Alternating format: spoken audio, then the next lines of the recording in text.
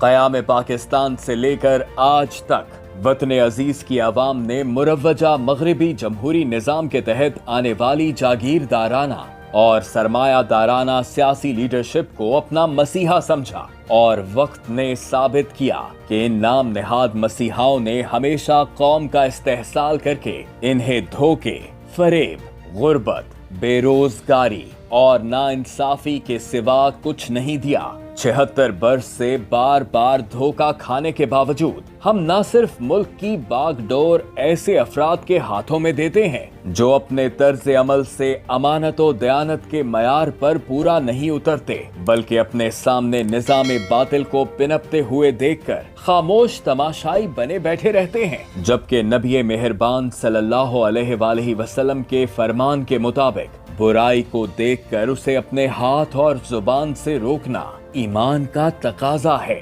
آج پاکستان اور اس کے عوام بدحالی کے جس درجے کو پہنچ چکے ہیں، اس کے بعد مزید سیاسی تجربات کرنے کی بالکل گنجائش باقی نہیں ہے۔ اب وقت آ چکا ہے کہ ہمیں بحیثیت قوم خود کو اور اپنے ملک کے نظام کو بدلنے کے لیے اللہ کی رسی یعنی قرآن مجید کو اپنا دستور بنانا ہوگا۔ ہمیں اس موجودہ نظام باطل کو مکمل طور پر مسترد کرتے ہوئے دور رسالت صلی اللہ علیہ وآلہ وسلم اور خلفائے راشدین کے سنہری ادوار کی طرز پر پاکستان میں نظام اسلام کے نفاذ کے لیے عملی جدوجہد کا آغاز کرنا ہوگا۔ ہمیں امر بالمعروف اور نہی عن المنکر کے دینی فریضے کی انجام دہی کے لیے اپنی تمام تر صلاحیتوں اور وسائل کو بروئے کار لاتے ہوئے متحد اور منظم ہو کر میدان میں آنا ہوگا، اور اسلام کے آفاقی نظام کو قائم کرنے کے لیے اپنا تن، من، دھن قربان کرنے سے دریغ نہیں کرنا ہوگا۔